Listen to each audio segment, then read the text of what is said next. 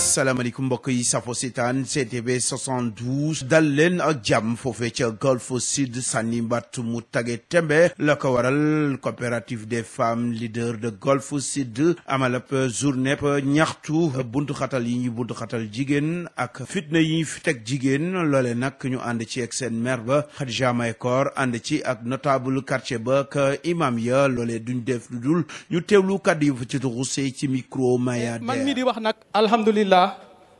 dama fi ñëw wutu sunu président imam yi Ismaïla Dem moo ma yónni ma ñëw fii ma wutu ko fi ñëw wuyu fi nag fekk fi loo xamante ne l'islam ci boppam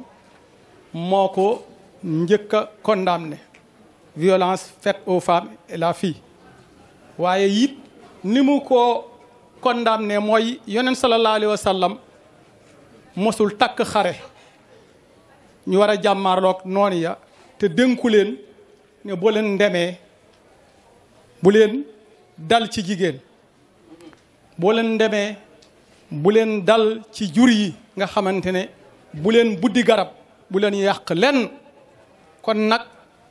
tey jii jamono bu demee ba nga xamante ne violence bi dafa bëri ba jigéen ñi toog di ko jàmbat ñuy dal ci ay xale jigéen insécurité am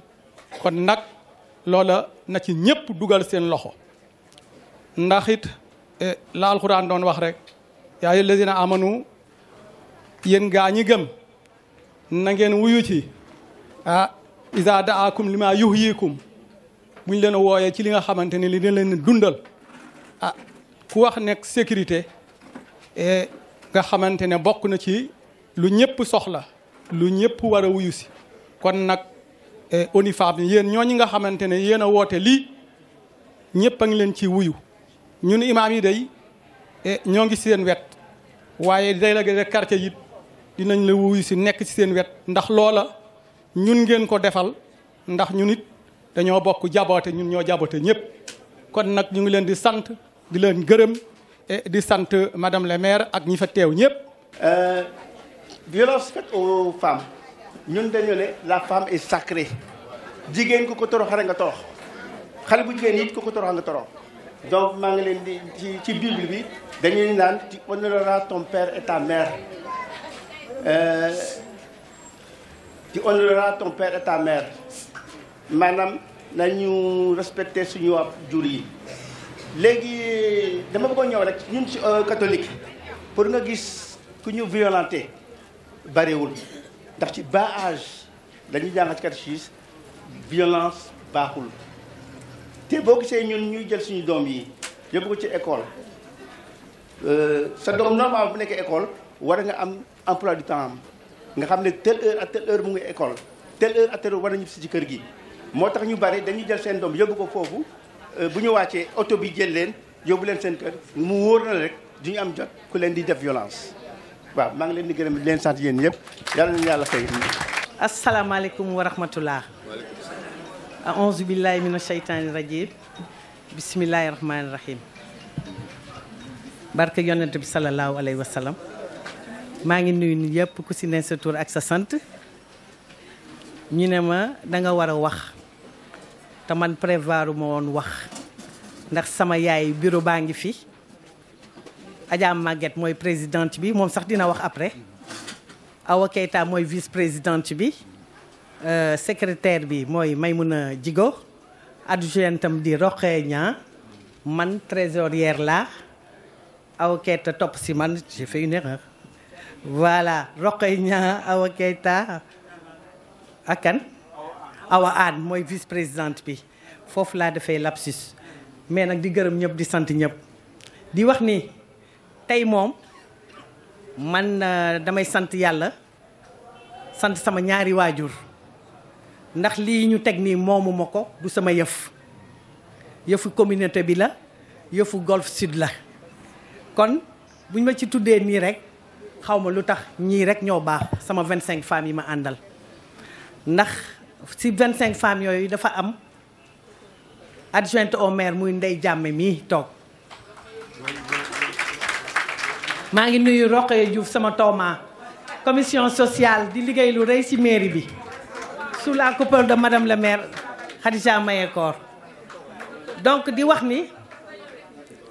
25 femmes yi nga xam ne moom moo ñu regroupé tey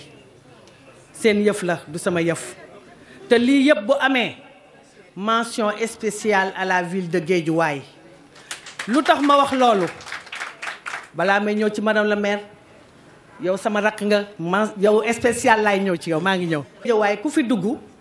loo mun a tëgg boo jaarul ci moom du sotti préfet da ci attu moom mu attu ci far mu ñëw nekk ci partenaire numéro 1 bu Intermonde ak ONU Femmes kon jërëjëf ville de Guédiawaye amuñu seen fay amuñu seen fay yeneen ñu accompagner bu baax a baax a baax ma wax ni gannaaw ville de Guédiawaye ONU Femmes ñu ngi koy jaajëfal di jaajëfal Intermonde ñoom ñi nga xam ne ñoo waral lii yëpp am ci 5 communes yi amul rek Golf Sud 5 communes yëpp la lal léegi nag ñun tey dañu taxaw pour jël paie moo tax ñu invité Khadija Mayekor mu ñaawul bii ni ma ko tàmm wax ma ne ko le chef a toujours raison loolu moom toujours ma wax ko ndax dañ ñu ko jàngal sunu yaay Aïda Sow Diawara daf ñoo yeb mu ne kii di ñëw seen chef la amul xale amul dara seen chef la mu toog fu mu toog di ñaw ne lu mu leen wax def leen ko lu mu leen tere bàyyi leen ko topp leen ci ay ndigalam ndax mooy seen chef moo tax ma ne la chef a toujours raison madame la maire. Et je dis aussi que madame la maire su ko neexoon lii du am man dama bokk ci femme leader bokk ci groupement yi waaye moom moo may fay agent administratif laa ci mairie bi kon su newoon toogal kon du ma ñëw fii waaye waxul lu ñaaw lu ma dégg man permettre nañu maanaam ñu ñëw def suñu activité. madame la maire di la wax ni li ñuy def tey concours boo xam ne dañuy innover ma xool innovation lan la ñu war a mën a def ma gis ni Bassirou Diomaye Faye président de la République def na ko muy set setal ma teg loolu de côté ñu ne dañu war a def reboisement ma ne fekk ngeen ci sunu maire Khadija Mayekor depuis bu mu ñëwee mu ngi reboiser di jëmbat teg ci nag di set setal kon xanaa loolu dama koy tegee d'abord ndax loolu am na ba pare du innovation moo tax ñun ñu ne li ngeen ñu oo da ngeen fekk sunuy kilifa président de la République ak ñun sunu maire commune de Golf Sud nekk ci kon loolu duñ ko laal fenn waa Intermonde ne ñoom dañu bëgg ak madame Ndongo dañu bëgg ay xale yu jigéen yoo xam ne dañuy accompagner parce que leader yaa ngi commencé nekk ay mag xale yooyu il faut ñu pousse leen si la ñu jël 10 filles par commune ñu ne dañ leen di former ci digitalisation si laa nag réunion ak sama gars yi maire yu ñaawul yi mu ne leen nañ leen jël jeune filles yi mettre leen en avant muy ñun suñu innovation loolu la ñu def tàccu leen seen bopp. Les 10 filles on les a formées au niveau de la ville de Guédiawaye ñenn ñi formé na leen au niveau communal. Madame la maire ma lay fàttali ni formé nañu 10 conseillers municipaux au niveau de la mairie de Golf Sud. On a invité les délégués de marché, les délégués de quartier, commission genre, commission environnement, cadre de vie et environnement muy sama frère Balla Gaye tàccul leen ma ko mention spéciale à lui. Il n'a ménagé aucun effort vraiment pour la réussite ci bés bi ndax ku nekk woo na la ba sonal madame la maire bi ne ko da ngay ñëw moom def na ci loxoom daal di gërëm ñëpp di sant ñëpp wax ji mënul jeex préparé wu ma ko mais damay gërëm présidium bi nga xam ne ñoo fi nekk muy sama tooma Rokhaya Gaye moom mooy chef de service su centre de promotion de développement territorial sous-préfet moo ma ko yónnee démb damaa woo ne ma du mun a ñëw waaye Rokhaya dina fi teew incha allah moo nekk nii. voilà di gërëm Awa Fall mi nga xam ne mooy madame Ndaw pencum Ndakaaru boo waxee Géejawaay rek xam ngeen pencum Ndakaaru Awa Fall sama seex ma jumelle dañuy jaawale chaque fois waaye yaa ma dàq man poupée Barbie laa yow macha allah moom gannaaw loolu maa ngi gërëm honorable député Rama Sow muy Cissé ko Rama Sow Cissé tàccu leen ma ko sama xarit la sama doomu ndey du ma def lu ma yëgul du def lu ma yëgul sama xarit la moo tax tey mu teew fii di leen wax ni amul benn député bu ñu bàyyi te invité wuñ la au niveau de Guédiawaye jox nañu ñëpp lettre pour ñu teewee bés bi mais nag yoon yemul ci benn te jour ouvrable la xat-xat yi bëri na fi ñu toog xam naa yéene nañu ko te ñoom am na ku leen représenté muy madame la maire Khadija Mayakor kon nag dañ koy jaajëfal bu baax a baax. Plaidoyer. Mettons fin aux violences faites aux femmes et aux filles. Introduction. Une urgence mondiale. Les violences faites aux femmes et aux filles sont un problème global, transcendant les frontières, les cultures et les niveaux sociaux. Selon l'ONU, une femme sur 3 dans le monde subit des violences physiques ou sexuelles au cours de sa vie, souvent de la part d'un partenaire intime. Ces actes, qu'ils soient physiques, psychologiques ou économiques, privent des millions de femmes et de filles de leur dignité, de leur sécurité et de leurs droits fondamentaux. Les formes de violence. Les violences prennent de multiples formes. Violence conjugale, subie au sein de la relation familiale ou amoureuse. Mutilation génitale féminine. Une pratique qui viole les droits fondamentaux des millions de filles chaque année. Mariage forcé et précoce. Prive les filles et leurs enfants de leur avenir. Harcèlement sexuel et agression. Sur les lieux de travail, dans les espaces publics ou en ligne.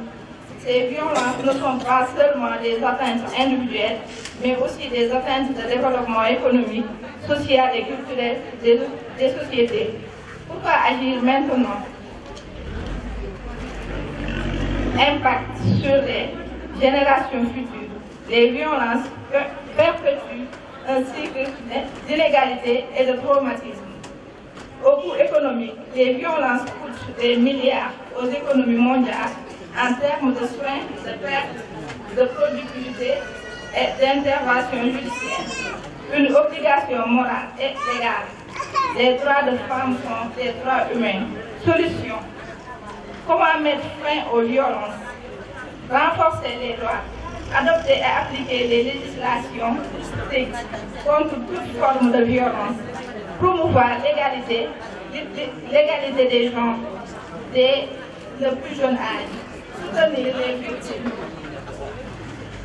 Garantir un accès, un refuge à la justice et à des soins adaptés.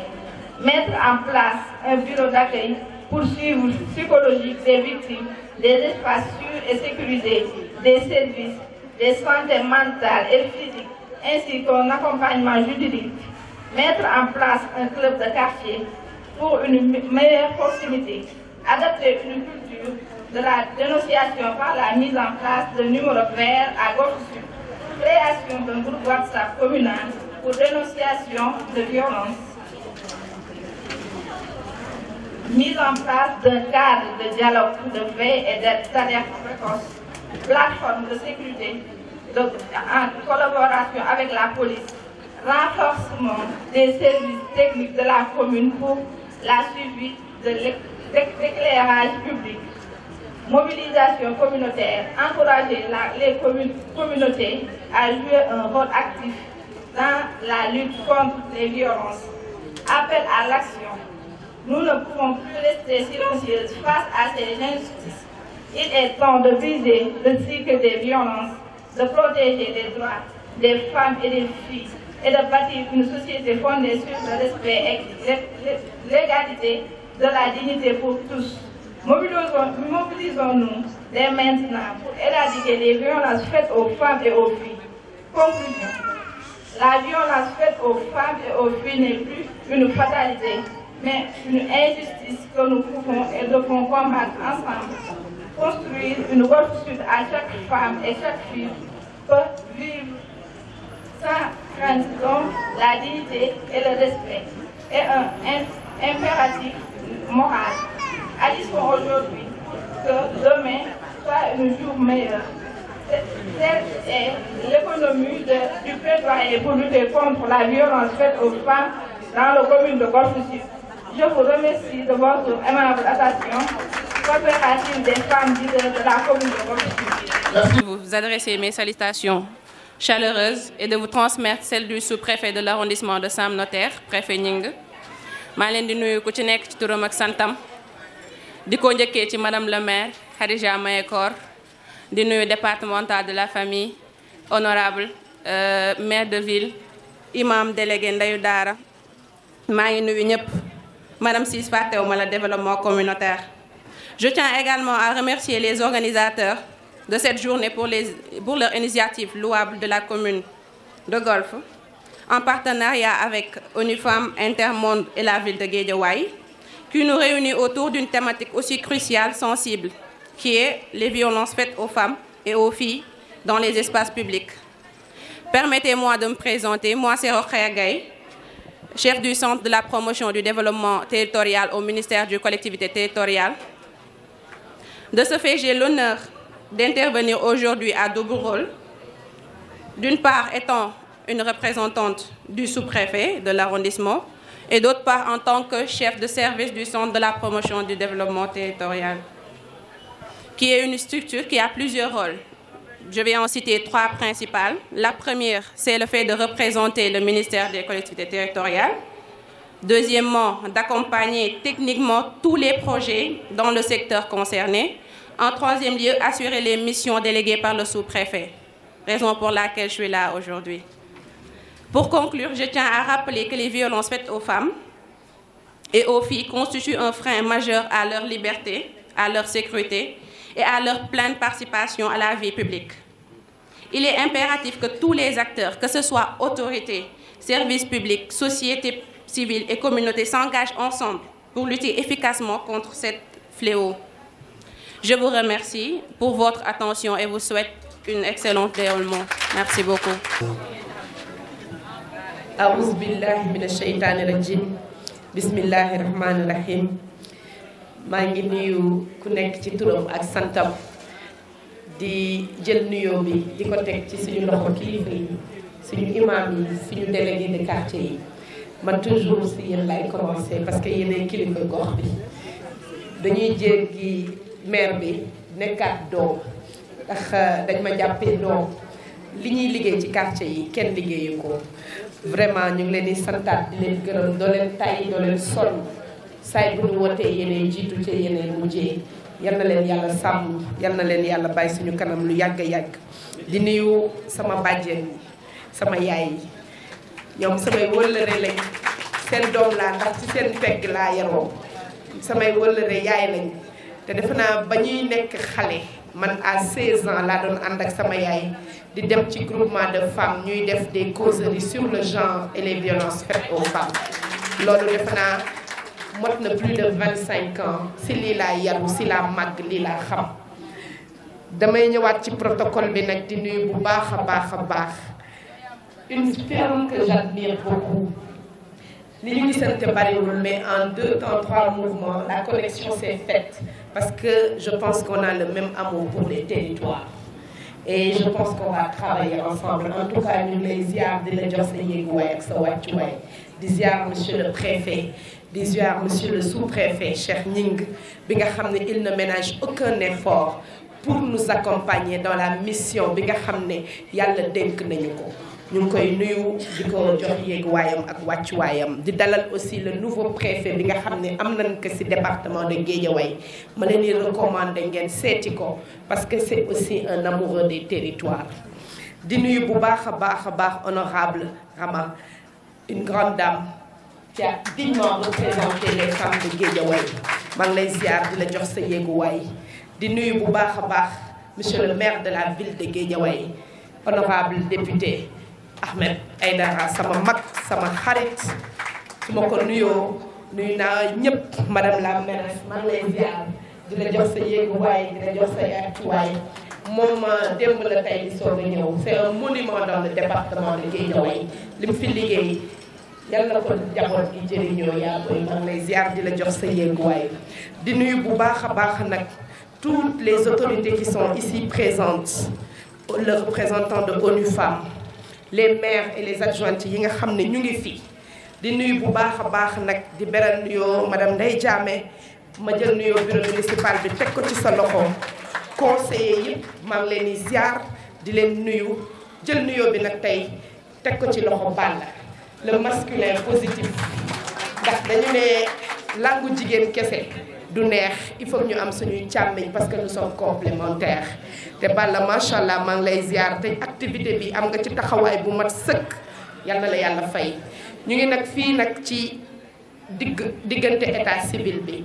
ak poste de santé bi kon nag fay ñu nuyu ICP bi mais nuyu aussi officier d' état civil bi ndax ñoom ñooy fi représenté nekk fi di liggéey aussi liggéey bu mucc ayib di nuyu bu baax a baax nag defe naa da ngeen di tàcc seen bopp les agents de la commune de Golf Sud. di nuyu Daba maa ngi jël nuyoo bi teg ko ci sa loxo madame Sadio maa ngi leen di nuyu di leen wax rek ni macha allah liggéey bi am na solo am na doole te defe naa lii mooy Golf Sud. di nuyu nag te dama bëgg ñëpp jóg ñu defal standing ovation aux femmes leaders de la commune de Golf Sud jóg leen ngeen tàcc seen bopp.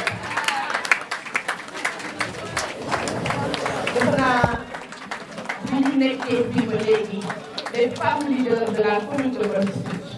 ñoo ngi posé ay actes yu fort ñu ngi wane ni Golf Sud kenn du ko bind sans ces femmes leaders kon nag incha allah rabbi bi dinañ bind les plus belles pages de l'histoire de cette commune parce que jigéen lu mu jàpp mu dem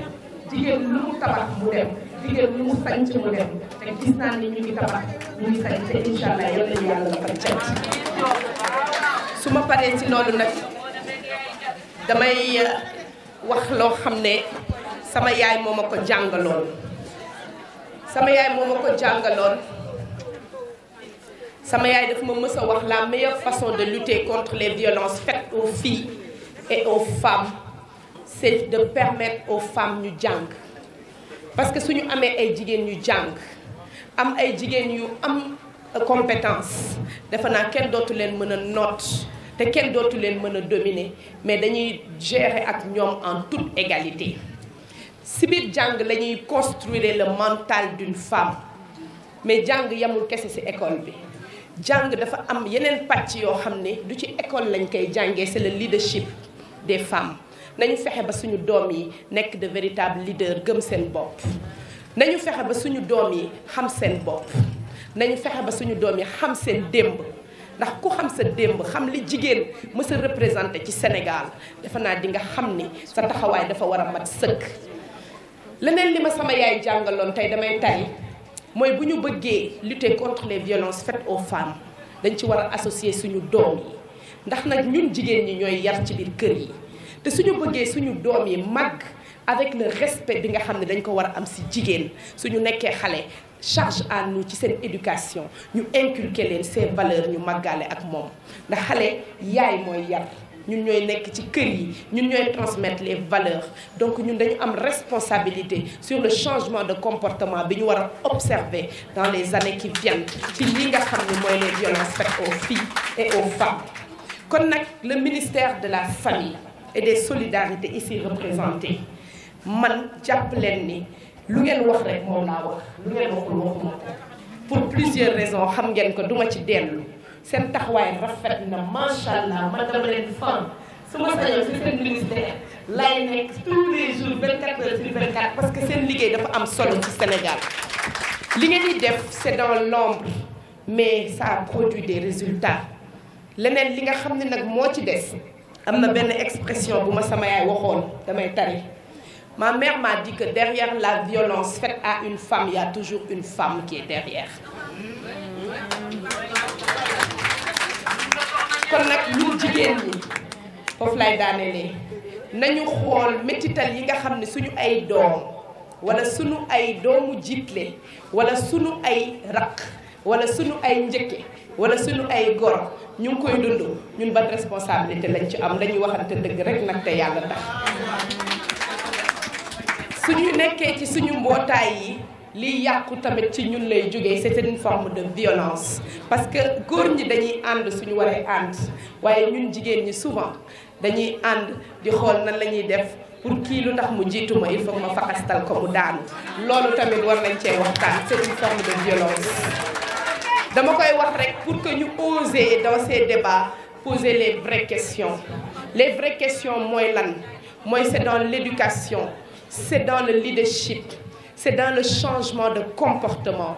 qu'on peut changer véritablement cette question des violences faites aux femmes. Parce que droit jox nañu lépp yoon accompagner nañu lu su la defee dara tu as la possibilité d'aller si yoon mais pour man waratuñ egg foofu dañu war a nekk ci dynamique boo xam ne la violence faite aux femmes day nekk suñu ginnaaw parce que nous vivons en parfaite harmonie góor jigéen ñoo bokk àddina dañu war a continuer di ànd mais ànd boo xam ne àndu nawle lay doon te loolu ñun mën nañ ko construire pour les générations futures. En tout cas man damaa gëm ni une femme doit être un leader parce que suñu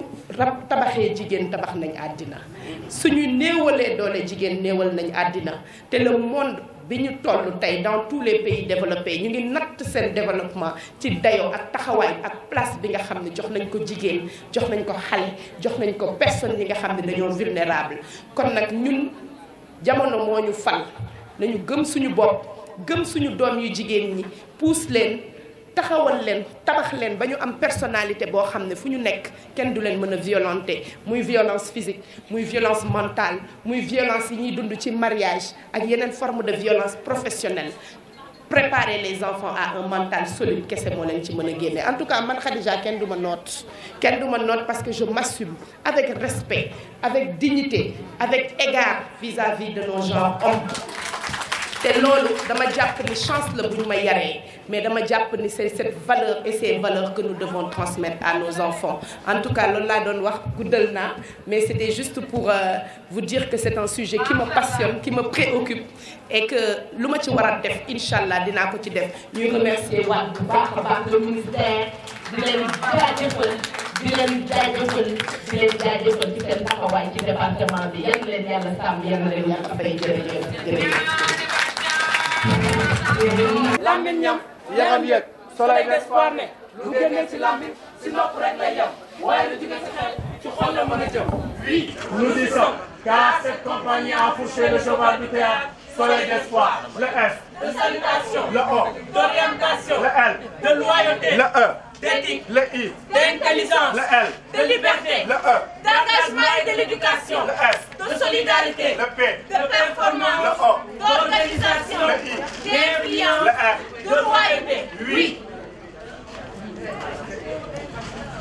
Oui, on est là pour sensibiliser. Ladies and gentlemen, open your eyes and your ears and listen carefully. Merci beaucoup.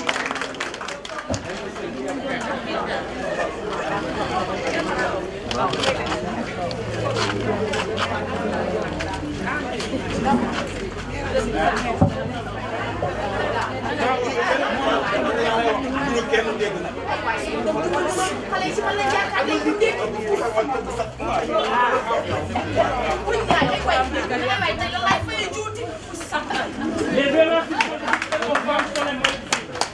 Elles se manifestent par des menaces, des insultes, des injures, de l'humiliation, la perturbation et la marginalisation. Le mécanisme suscite d'être préjudiciable aux besoins et au bien-être suscite de la femme en particulier. ñàkk a waxal yëpp seen u fit ba sax ñu wax lu ñuy dund yow mi leen war a dimbali sàmm leen aar leen tax ñu yuuxu wàllu leen jigéen ndax jigéen mooy suñu yaay. li ma sa boole góor ak jigéen moo ma sa doon yërmande gi law ba faaw jógee ci góor jëm ci jigéen waaye jigéen tamit lu mu gaaw ak mën a dawam du ko taxaraw lenn rek kay tax mu ne nangu ci kaw mooy mu wekk képp ku ko féetee kaw ndax doyadul ko dañu war a jaaxaan di ko saw. déedéet noonu bi naxoon xale si dooleem bi ndaw moo nax góor ne ko niib li fekk delloowut jigéen cërëb teg ko ca kaw démb di mag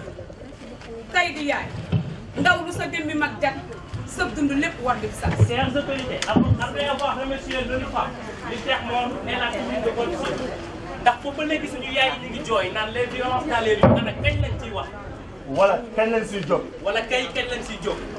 Donc la communication non verbale est un mélange complexe et souvent inconsciente d'action qui révèle ce que nous ressentons réellement au sujet des femmes. Chères autorités, il nous faut des villes sûres,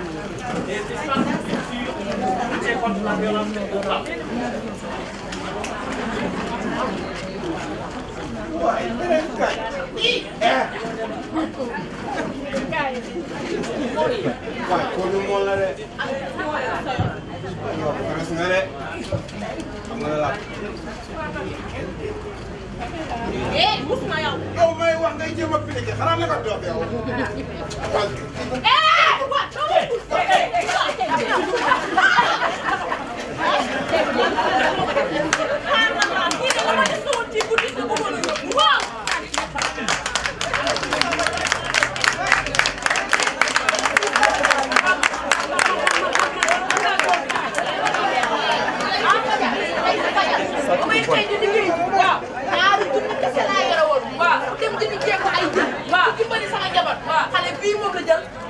li ma ci gën a métti ba métti ma ci mooy xoolal ma mairie Guédiawaye li mu wàcce ci ay ndaw teewul nit ñaa ngi agressé ba léegi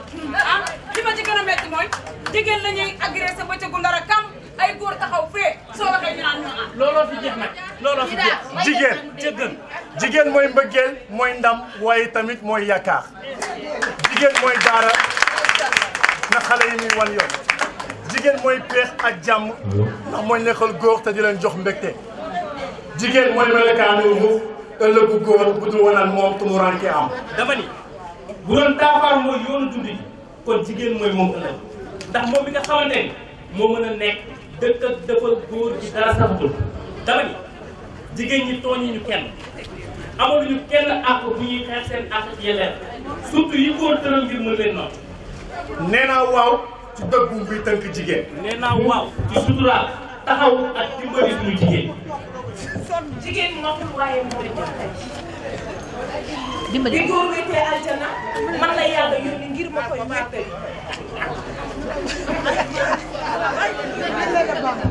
man maa la yàlla yii la ba bés bi ngay jur. man maay taylee sama bakkan ngir nga jur.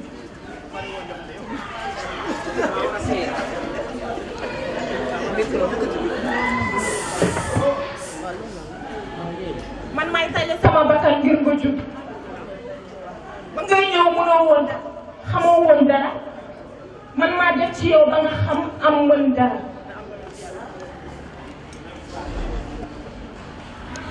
waaye tey xalaatu leen ni ki tey jigéen ñëpp am nañu leen xel. micro. bés ni ki tey di leen taxaw si ginnaaw jigéen ñi di leen dooleel ak di leen suturaal ngir yow ak ñu mel ni yow bëgg a faagaagal suñu réew mi bis ni ki tey. fas yéene nañoo taxaw teem ku ñu dooleel ñu dooleel suñu bopp. bis ni ki tey fas yéene nañ taxaw seen ginnaaw ku leen dooleelu ñu dooleel leen.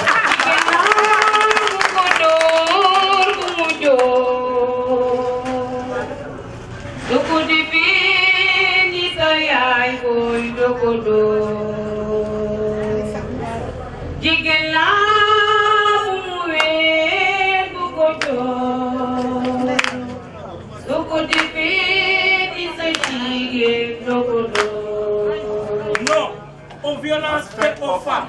Merci. Faite aux femmes doit être une question boo xam ne toutes les communautés dañ ci war a approprier wu dañ ko war di waxtaanee ci kër yi dañ ko war a di prêcher ci jumaa yi dañ ci war di yar sunu doom yi mais surtout dañ ko war di condamner mais aussi di ci teg ay daan ñi nga xam ne ñoom ñoo koy subirloo jigéen xale yu ndaw yi nga xam ne ñu ngi ci kër yi dañu war a fexe ba buñ leen di yar moo xam góor la moo xam jigéen la ñu yar leen ci ay valeurs yoo xam ne am na ay comportement yoo xam ne bu ñu màggee duñ ko gis ci ñoom. mais leneen li aussi mooy lépp li nga xam ne war nañ ko def muy sensibilisation muy teg ay jéego yoo xam ne dina permettre ñu gën a mën a éradiquer ce fléau ñëpp dañ ci war a jàpp moo xam ñun ñi nga xam ne yàlla ñun la def ñu nekk les exécutifs au niveau local ànd ci ak association yi ànd ci ak ministères yi de la famille et de la solidarité mais aussi ànd ci ak tous les partenaires qui travaillent sur cette question ñu def ko benn dóor maanaam mu nekk une question boo xam ne dañ koy def de manière intégrée avec des actions coordonnées comme lii am ci Guédiawaye ba nga xam ne dinañu dem ba dans le département de Guédiawaye et partout au Sénégal cette question de la violence faite aux filles et aux femmes dina nekk suñu ginnaaw. non tey damay ñaan yal na ma yàlla indil coupe bi fii yal na ko Golf jël man dama bëgg lu ñu def Guédiawaye rek ñun Golf Sud ñu jël ci paie kon nag tey damay jeng jëmale ci Golf damay jeng parce que nous avons des femmes leaders très dynamiques dans tout le département. Guédiawaye se distingue au Sénégal. Il y a énormément de potentiel de femmes leaders et c'est l'occasion de les féliciter mais aussi de les encourager. Ce n'est pas seulement sur cette question des violences mais lépp loo yëkkati moo xam sur l'autonomisation des femmes moo xam sur toutes les questions liées par exemple au cancer bépp sujet boo yëkkati rek le département de Guédiawaye avec ses femmes leaders se distingue donc loolu dafa dem mandarga boo xam ne ak marque de fabrique dans le département de Guédiawaye waaye comme tey nag Golf Sud la ñu nekk maa ngi ñaan yàlla coupe bi yal na des Golf. maa ngi nuyu ñëpp salaamaaleykum maa ngi leen di nuyu bu baax en tant que représentant du préfet maa ngi wax journée bi am na solo torop parce que am na ci ay jàngat yoo xamante ne c'est quelque chose de positif parce que violence forme de violence yi bëri na bëri goo xamante ne am na benn boo xamante ne dañ koy duñ ko bàyyee xel de trop muy violence verbale te doon na loo xamante ne mën na lor mën na gaañ et que loolu mën nañ koo tàggat ci biir kër yi parce que yaay yi ñoo nekk ci biir kër yi ce sont des tantes des bàjjen defe naa war nañ ko jàngal suñuy doom yenn kàddu yu ñu bañ ko di yëkkati et que man li may ñaax sama mbokku jigéen yi mooy que ni on tend vers l'autonomisation am na solo trop li ñuy def di sensibiliser di prévention di dox ay daje mais nañu dem ci autonomisation ñu dem ba mënal suñu bopp financièrement teg ay liggéey yoo xamante ne bu ñu defee góor bu defee dinañu def et que madame la maire defe naa mi ngi ñu ciy wan yoon bi bu baax a baax a baax parce que mi ngi ñuy wan que ni jigéen mën na taxaw jigéen am na courage jigéen am na baat donc loolu laay ñaan sama mbokku jigéen ñi ñu jéem cee taxaw bu baax. Voilà, merci. Mais tout d'abord remercier le madame le maire ci engagement bi mu jël parce que elle a reçu un document de plaidoyer boo xamante ni bon day engager la commune de Golf te loolu mooy ripostam face aux violences faites aux femmes et aux filles dans la commune de Golf. C'est vrai que c'est une gestion holistique. Toutes les communes doivent y participer. L'État du Sénégal doit les accompagner. Mais le projet, dans sa troisième phase, vise l'autonomisation des femmes.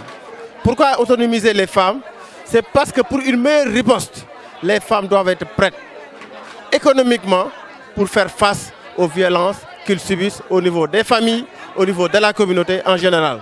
Donc, challenge la woon. Les 5 communes vont compétir et le meilleur va gagner, Inch'Allah. Bon, madame le maire va dire que Golf a gagné, mais elle représente Guédiawaye dans son ensemble. C'est Guédiawaye.